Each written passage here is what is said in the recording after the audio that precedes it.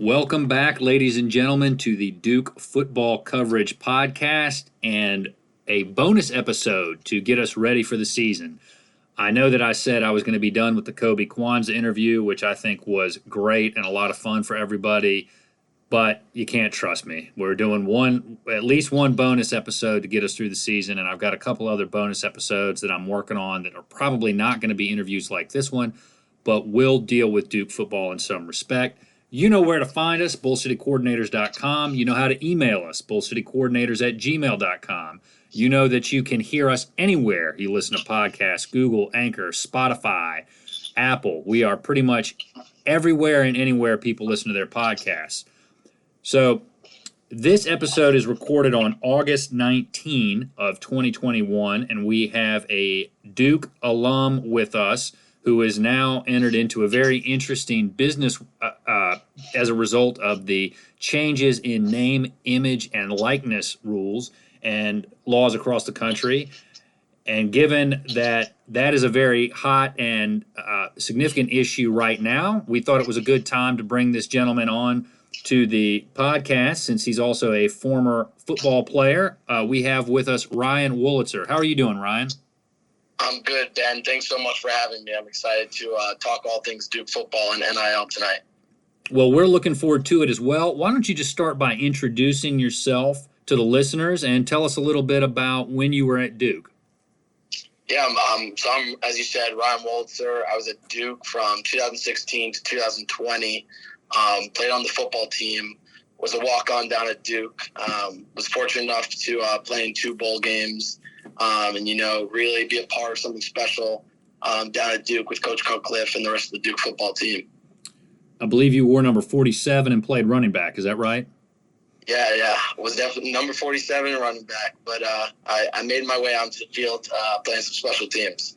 Well, when in your career did you start playing special teams, and did you ever feel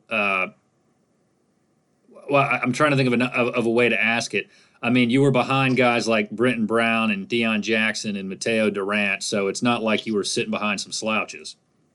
Yeah, so I mean, I played football up in New York, private school league. Kids, they're not the size of the kids at Duke. So coming into it, I definitely thought, hey, I work hard. 2-3 years, I can be running back here at Duke. I get to campus. And, in the running back room is Jalay Duncan, Brenton Brown, Joe Ajibi. Like, these are big guys. A lot big. I mean, I'm 5'8", 185. Like, these guys are a lot bigger, faster than me. It didn't take long for me to realize that, being a running back was obviously my position by nature, but the way I was going to find my way onto the field was special teams. And, that's the way a lot of, walk-ons can, really make their mark and get an opportunity to play at Duke. And, the special teams coach, especially Kirk Benedict, who was the special teams coach last 2 or 3 years I was there, really gave guys an opportunity who, put in the effort and tried hard. And starting, I'd say freshman year, spring ball, I really realized that, if you really work hard on special teams, show team, you do what you're supposed to do in the classroom and off the field. If you're capable, the coaches will reward you and give you a shot. And I played a little bit of special teams and some blowouts junior and sophomore year, but senior year, Coach Cutcliffe, Coach Benedict, they both gave me the opportunity to, start and be a backup role to a couple of guys. And, I got a good amount of reps, and, that really was really rewarding experience. Well, that's great to hear. And 2 thoughts on that. Like Thomas Sirk said when he was kind enough to come on here, complain less, work harder. And you mentioned Joe Ajibi. If you folks out there have not listened to the interview that he did with us, after you finish this one, go listen to the one with Joe. I think you guys will really enjoy that interview, especially when he, and not to bring up bad memories, guys, but talks about the Miami game because he was on the field for that crazy special teams play. So, moving on, though, since you've left Duke, since you've left the university, and stopped playing football there, you have started a consulting group. Why don't you tell us a little bit about what you're doing now? Yeah, so I'll take you a little back even before that. I graduated in May of 2020, which was, the United States and the world was going through the COVID pandemic. That was probably some of the worst months. And we really didn't even have an idea of what it was. And I always had an interest kind of being in athlete representation. I had some previous experiences at some agencies. And that's really what I was passionate about. And the world's, trying to get a job in May of 2020 was a difficult thing. Most people were getting laid off, furloughed. That wasn't the focus for a lot of people. So, I kept every night I kept trying to figure out what's my next move. What am I going to do, out of my life, the COVID year. So I found this program at NYU, which was Sports Business Masters. I found it a couple of days before the application deadline was due. Quickly got my stuff in, and luckily was accepted. And I enrolled in it. And so I was a full-time student all of last year, fall and spring. And then this summer I took summer classes. And then the second half of the summer, in June and July, I wasn't in class. And this, the NIL legislation was, the Alston versus NCAA case was kind of on the docket for the Supreme Court. And I had a bunch of my friends, former athletes, current athletes, both at Duke and other schools across the country, kind of reach out to me, given my background in sports as an athlete, and also people who knew I had a passion about athlete representation. And they really wanted to know, what is the outcome of this? What is this going to mean for me? And, that's when, I started talking to my dad. I was like, this is going to be a really cool thing. If this gets passed, there's a lot of opportunity for a lot of people. And I decided, a couple of days, I think a day after, the NIL law was passed, I filed for my LLC, got my LLC, did my due diligence with, to become an agent. And I started my own firm, Wolitzer Group. And, I think it's important that I don't classify it as an agency. I like to really think of it as advisory and consulting. Although I serve as an agent to these athletes for their NIL stuff, I really like to think that it's more about, advice and helping them, guide them, both in, business decisions and in life decisions, handling, if you follow my Twitter, I talk about, I think one of the best outcomes of NIL is going to be financial literacy for a lot of people who, I never learned financial literacy from a college class. I learned it, from life, from my parents. But, a lot of, athletes especially don't get that education. And I think, this NIL process is going to force a lot of people to understand income tax and, all the other things that come with financial literacy. So I think it's important for me. I really like to call myself an advisory figure and not an agent per se. Because that's what I do for these athletes. I advise them and I consult with them to try to, create brands for them, do what's best for their future. So are you helping them on the financial literacy end of things? Because when Mike Ramsey, another one of your former teammates, was on, we talked about how helpful that would be, I think, to everybody. And to your point today, Axios had an article about an app that's getting set up for people to enroll into a program to learn financial literacy geared around NIL issues. And so I'm just curious, are you actively trying to promote and educate your clients on financial literacy? Yeah, so it's definitely something, my company's, I think we're 6 or 7 weeks old right now. I've had clients for about 3-4 weeks. I haven't really gotten to that point with them specifically. I actually, one of the things that's on my to-do list is, reach out to some, Coach Cutcliffe, Kevin Lehman down at Duke and see if they would, some of these schools have brought in people in the financial world to come and give talks. And I'm not sure if I haven't seen it, at least on our social media, or heard about it from players that Duke has done that yet. So I'm wondering, I would like to talk to them about, the idea of doing that, the pros and cons of doing that, and, trying to help them, recruit somebody. It's Duke University. I'm sure they can find a pretty top-notch financial person to, give a lecture and talk about it. Probably a former, even Duke athlete or Duke graduate. But I think that's, I saw Alabama did it. I believe Miami did it with Alex Rodriguez, who was a former, Miami native. So I think it's really important, though. As my clients start to come into more money, that'll be, something that's very important for me to, articulate to them about, what to do with your money, putting it in a savings account, putting it in an investment account, and all the different options there. So that's something that's definitely down the road important for Wolitzer Group. And I want to ask you a little bit about that. Explain to us who have a very limited understanding of how this process works, other than athletes can now be in control of their name, image, and likeness and profit off of it. How is it benefiting student athletes generally, your clients? What's the financial upside for them? And if you could, I mean, are they able to structure how they get paid, like into an IRA or a retirement account or a 401k or something like that? For sure. Yeah, I actually, I think the biggest benefit of NIL is almost the smaller, almost micro payments, things that are $20 and $50. Beforehand, if you were, a baseball player, you couldn't really use your name and your image and your likeness, which is like, your own thing, to promote yourself, to be a baseball coach, to make money. That was a compliance issue. There was all sorts of issues with people, using their own, being a brand ambassador. Like, that was an issue. But if you were a regular student who paid tuition, you were allowed to do that. Let me interrupt you for 1 second. So my son this summer, there was and I forget his name, but he was a member of the Duke lacrosse. I'm terrible with names, so I apologize. But he was a member of the Duke lacrosse team. He's from Salem. We live in Roanoke. And he was running a camp for kids working on lacrosse skills over the summer. So I'm just curious, under the old rules, he would not have been able to use his image to promote like a camp that he wants to put on to make some extra money? So I'm not a compliance expert on the old rules, I'll tell you that for sure. But I will say I know that there were limitations. I believe during, like, if you were not using any Duke logo and if you were not using any Duke facility or any Duke equipment and you were out of season, you were able to do camps. I believe that's what the old rules were, which is obviously very difficult, for a football player who's technically in season, fall and spring.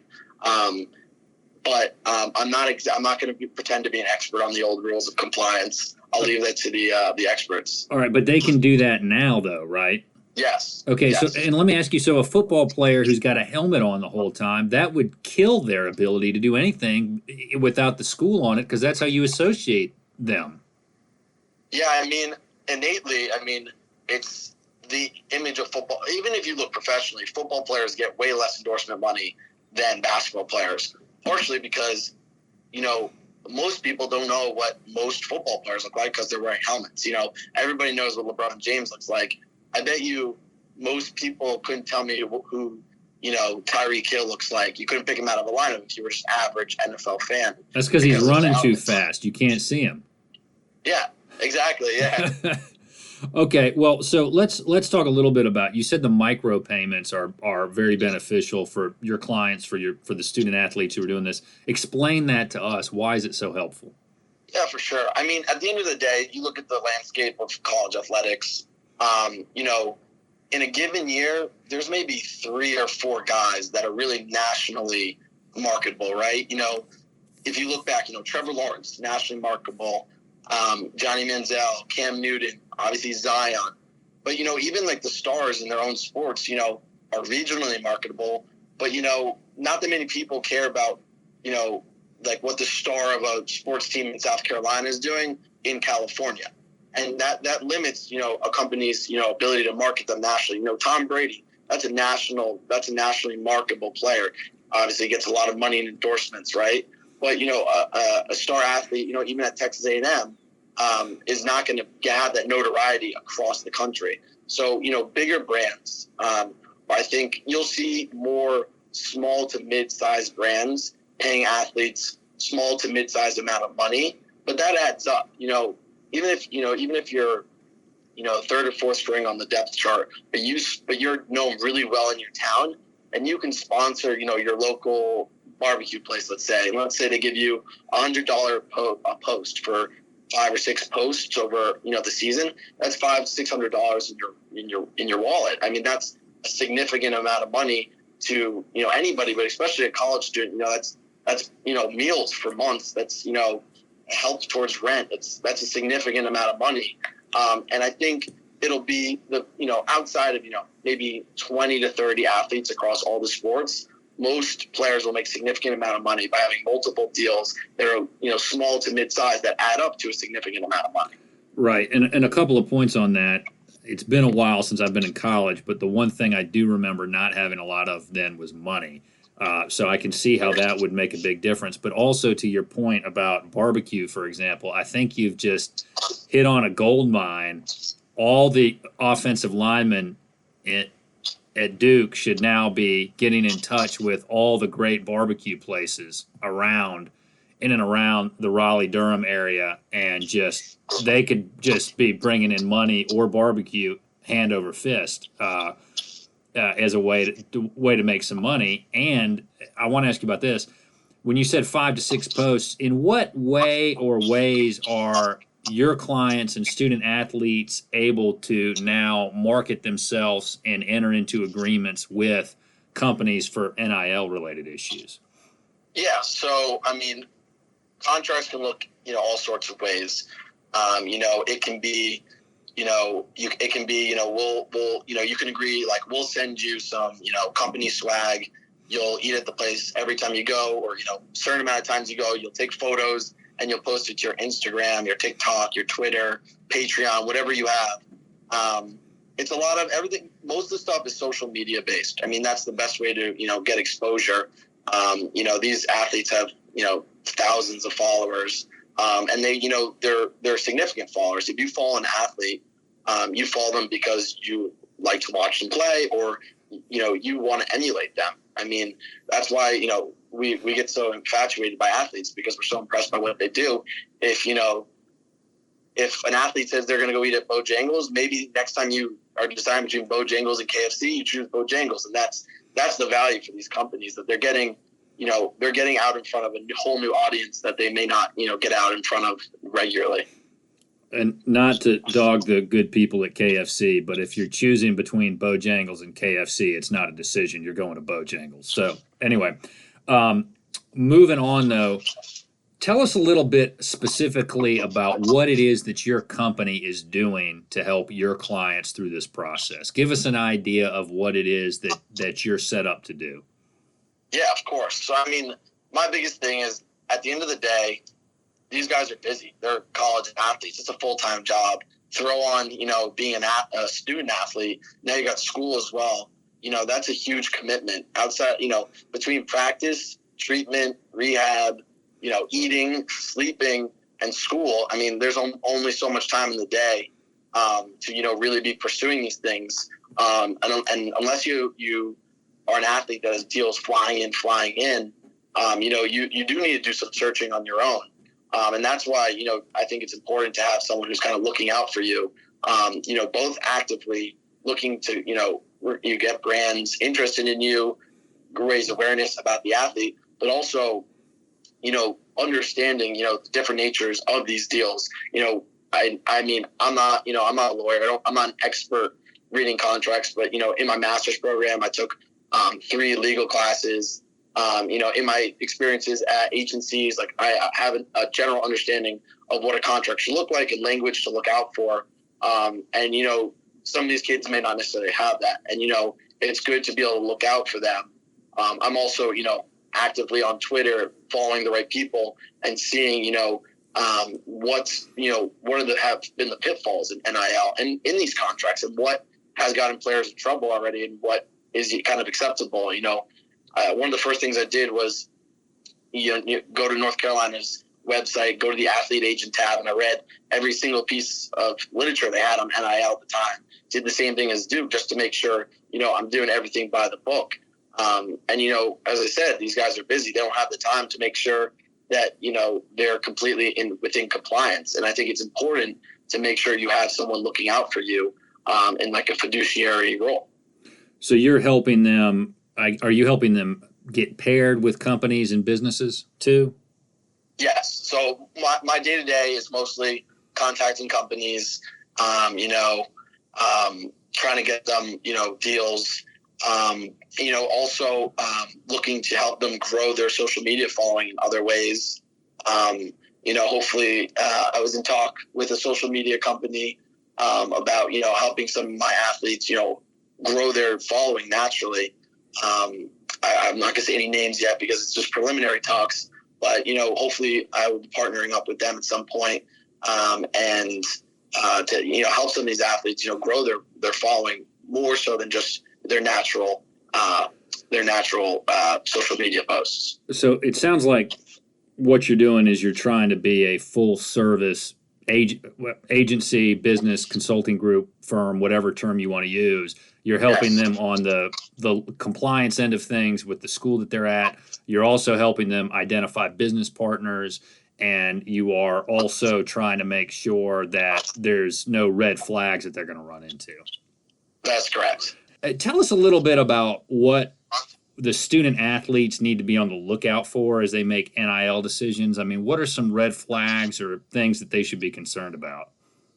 Yeah, I mean, I think the number one thing that I've seen that, so far that's kind of been the pitfalls with issues is, you have to give a service.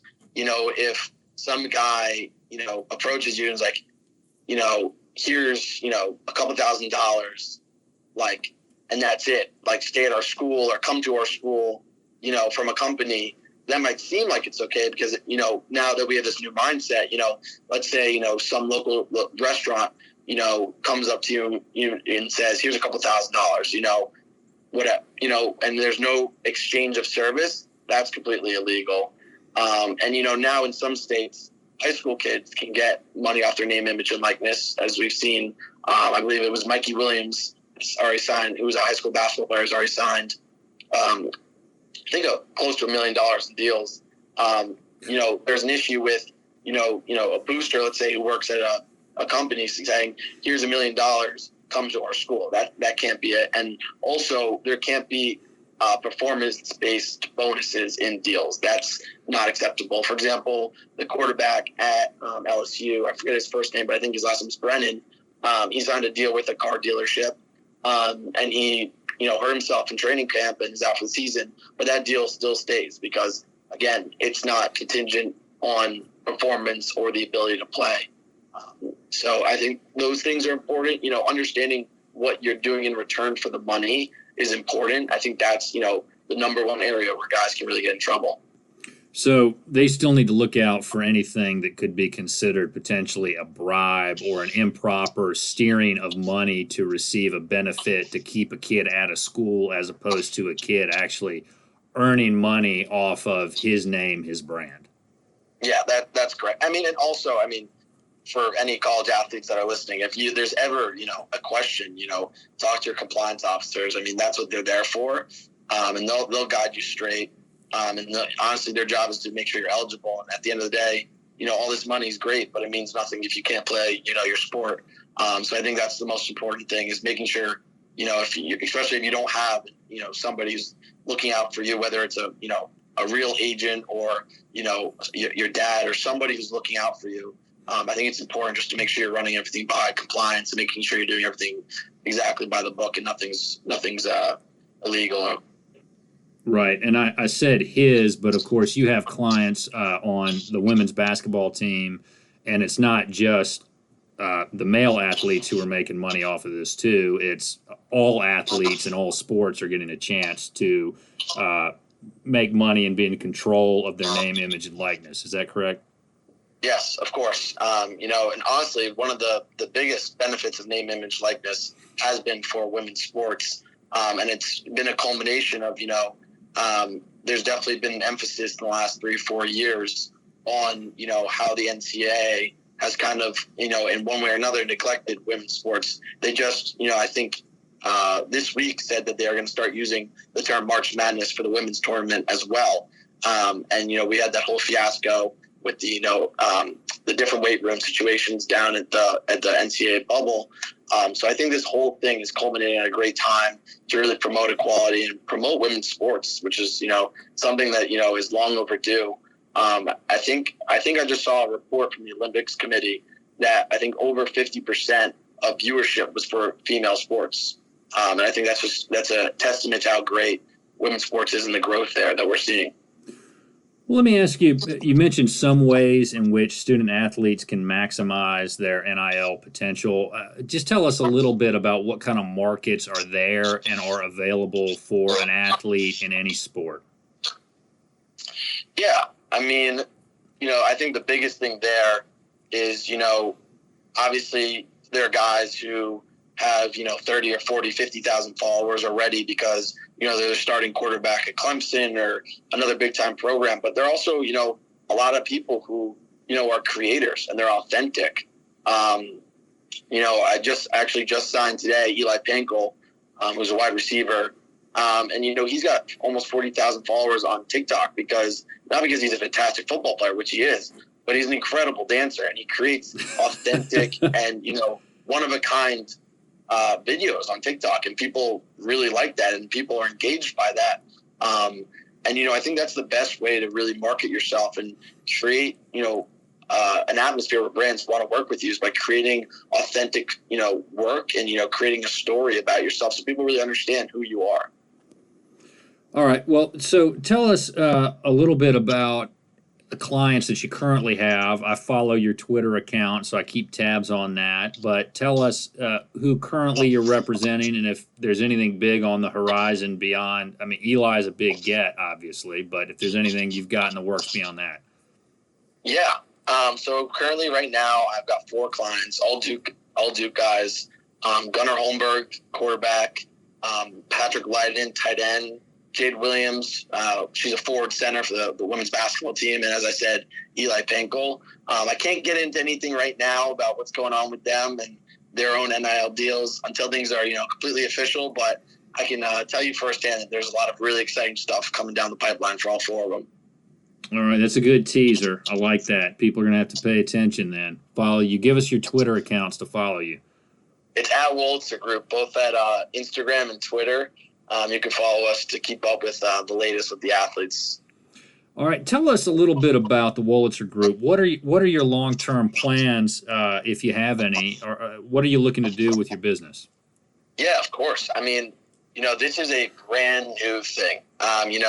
All the agencies right now are just as basically brand new to NIL as my company is. William Morris Endeavor, one of the biggest, agencies in the whole world, just signed their first NIL client. Most companies, of the, the big sports agencies, just are getting into this because they it was a kind of caught everybody off guard. It was the Wild West. We didn't know what the rules were. Being a small company, a brand new company, I had a lot more flexibility to just get started. Less hoops to jump through. But my long-term goals is to grow this thing. I'd love to, have a, sports agency of my own one day. That's, it's always been my dream.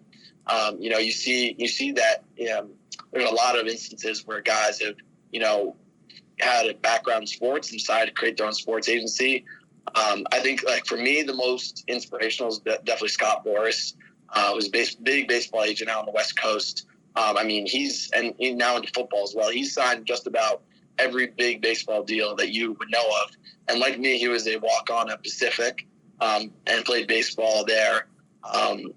And similarly, he played a couple years in the minors and then, stopped. I think he got his law degree. And then some of his ex-teammates asked him, for advice on how to, negotiate contracts.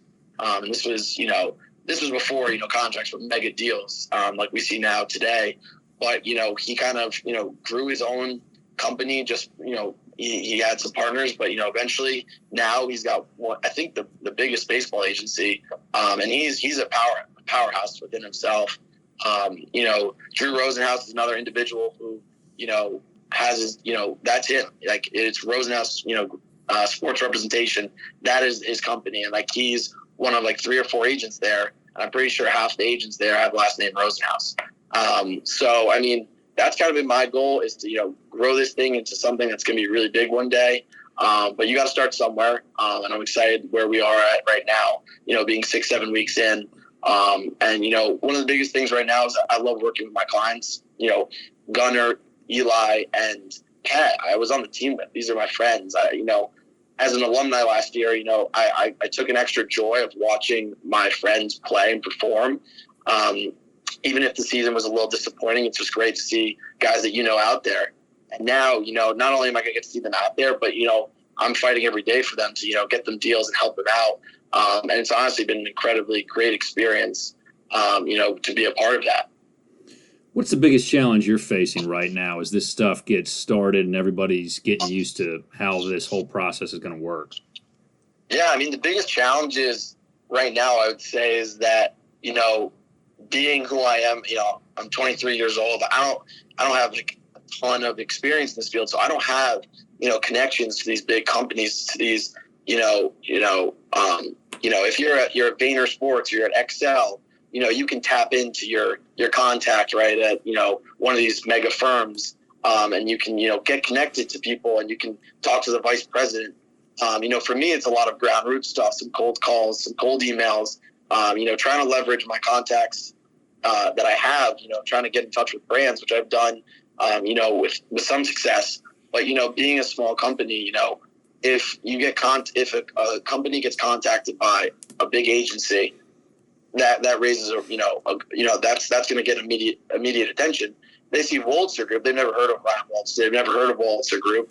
And so, it takes a little bit of, there's definitely been some trial and error, but, as things, move along, I'm definitely getting more comfortable in the field, and, creating contacts, for, down the road, I think will be, very, very valuable. Well, as a trial attorney who has lost a number of cases, I can tell you there is no more humbling and better learning experience than getting your teeth kicked in a couple of times. And that rejection can go a long way to helping your career develop. So there's some good that can come out of kind of the painful learning process that happens as we hone our skill set and become the professionals that we hope to be one day. Let me ask you, though, a couple other things I want to talk to you about. Is there any really, in your mind, legitimate objection to name, image, and likeness statutes and rules being enacted, given that Texas and Oklahoma were making checks notes a lot of money in the Big 12 and now decide they want more money in the SEC? Yeah, I remember watching ESPN that day. That was a crazy thing that there's just going to be, some conference realignment. I grew up Duke basketball fan. My parents went to Duke. That's always been, I've been watching them forever. The old, Big East, like there used to be these incredible rivalries all across the country. And I feel like over the last 10 years, due to conference realignment, due to one and dones and, basketball, we've definitely lost that a little bit. Obviously Duke UNC rivalry, basketball and football are still very intense, but I remember back in the days where elbows were being thrown, Tyler Hansborough's nose being broken, things were getting out of hand. And, I think we've lost that a little bit because, the players aren't overlapping for 4 years. With the NIL stuff, the SEC is massive. The SEC is so big when it comes to football. They with the names like Alabama, they just carry so much national media attention. The realignment, obviously that's going to be great for Texas and Oklahoma, but, it does leave the Big 12 somewhat exposed. That's two of their biggest teams. Texas, and Oklahoma, those are like the money makers for the Big 12. So that's going to create a domino effect where, there might need to be another realignment of the conferences. And then you kind of start to lose that natural rivalry that's, I think so special and unique to college sports. Obviously there are fierce rivalries in professional sports, but college sports rivalries, those dig deep. Those are deep roots that, the professional teams don't have. And I think some of this realignment is really washing that away.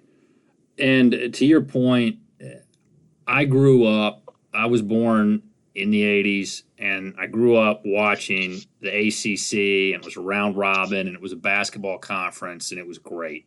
And the realignment and adding all these teams has really watered down, I think, from year to year, knowing how good each basketball team really is. And I like the old regional conference model. Maybe I'm a dinosaur. I don't care. But I really miss that. To your point on the one and dones, I think it's great to have guys come in and be here for a year and then go earn a whole lot of money in the NBA. But as a fan, it's harder to invest in each team season to season because you don't get to see them grow up. You don't get to see the players like the Grayson Allens come in and stay 4 years. You don't get to see the John Shires stay 4 years and the Nolan Smiths stay 4 years and the Kyle Singlers and those guys with Zubek and Lance Thomas that were part of a national that rebuilt Duke and won a national title, right?